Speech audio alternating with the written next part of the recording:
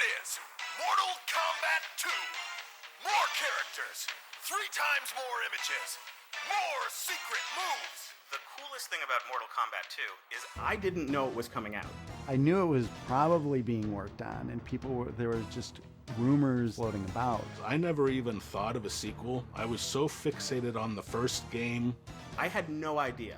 Nobody at my school had mentioned it. It wasn't until I walked into it was an arcade called Uncle Bob's, and there it was already. The first thing I saw was somebody slicing someone in half with Kung Lao's hat. And I remember being like, what? There's a Mortal Kombat 2, and it is crazy! A friend came running into band class one day and said, oh, there's a Mortal Kombat 2. I saw this new character. He's a monster. He's got knives for hands. Baraka was the first character I picked. I kept pumping quarters in.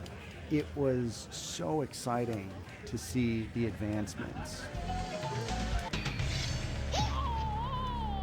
and the new characters. There is a specific reason that Mortal Kombat 2 is my absolute favorite game in the entire series. And that is because of Katana's easiest in the world fatality. Walk up to the person and hit block, block, block, block, block, block, block, block, block, high kick. Katana wins. I was immediately a master of her. Fatality. I still main Melina whenever I play MK2, and I can do that back down, low punch to do that kind of roll thing, and then forward, low kick to do that kind of teleport from the ceiling kind of thing. It looked bigger, it looked better, it looked badder, it was bloodier. The animation was more fluid. It looked like a comic book, and that's not something I ever thought I would ever want from a Mortal Kombat game.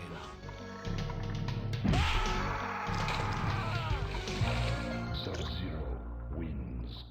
Fatality. But like I said, I never even dreamed of a sequel. One day there it was, and it was fantastic. The favorite characters are back, so you have kind of that step into it.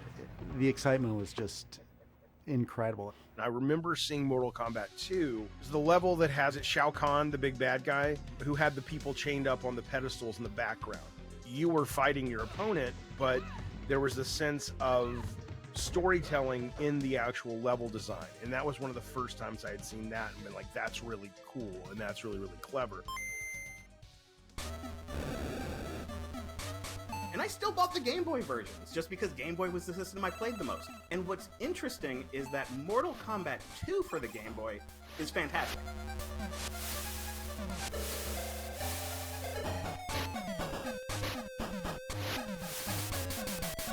It is an amazing fighting game port. It's an amazing fighting game for a portable system with no power.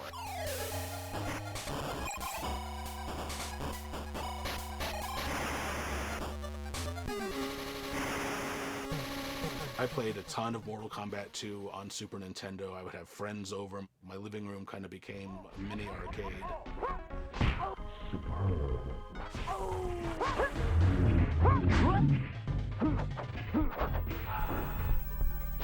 All the blood and gore was there, and it was fantastic.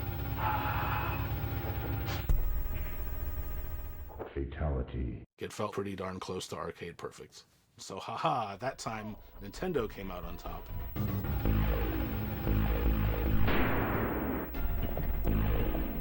Raiden wins. Fatality.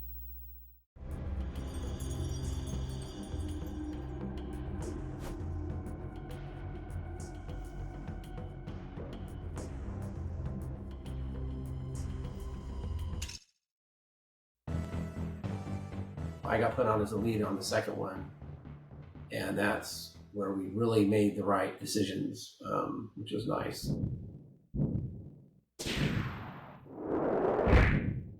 The idea was to just convert the code line by line and build the multi-processing system so it would work on the Super Nintendo, which of course is a different language of assembly.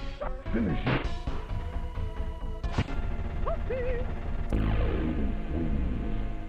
We, I think, started, is November, somewhere like that, in 1993. We had to be done in July. And so we didn't show them anything until April.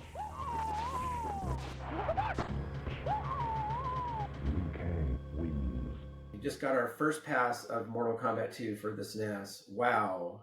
The entire video department here at Midway is absolutely blown away at how well you have matched the feel of our arcade version on Mortal Kombat 2. We can already see that this will be the version to have, as the graphics and gameplay are awesome. So we just continued down that road, got the game done on time, and it scored really high. I had some magazines, I gave it 5 stars, and it was a nice project. I did think that it was done a lot better. They could ship a game that was more like the arcade, as much as we could get it anyway. Put the rating on it and not have to have green blood.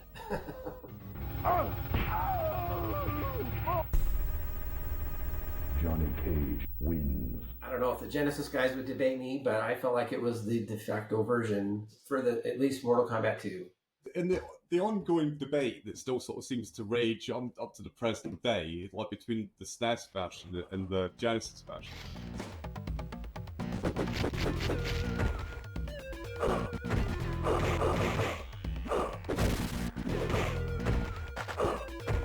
SNES version is perceived as being like the winner, it's the better version.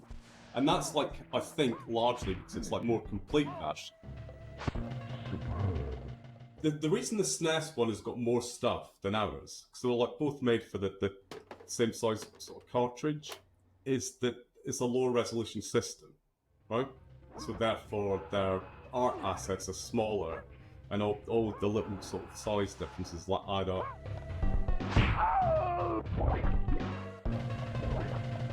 Jax wins. You end up with space for fatality. Fatality. The fact that the speech samples are missing, that's the thing that like kind of stands out to me.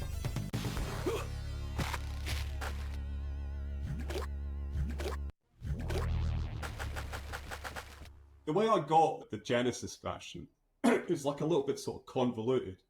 Basically, Paul had done the first one, Prueba were offered the second one, and they offered it to Paul, which is like a kind of logical sort of thing to do, and Paul turned it down. Idiocy, stupidity. At the time I was offered it, I did think that actually MK2 wouldn't ever come out, that it would be banned. There was a bunch of people in the studio kind of talking about violence and talking about this game, and so I didn't particularly want to spend all that effort on a game that then got banned. Hindsight's a wonderful thing, isn't it? So then they offered it to me, right? And I'd never done any Mega Drive stuff before. They used this thing that is like a cooperative multitasking system. And it's the first time I'd ever like kind of come across it. And like once I like kind of understood it properly, I loved it. I thought it was fantastic. Basically, I ripped it off. But every game that I wrote subsequent to that, I used that system.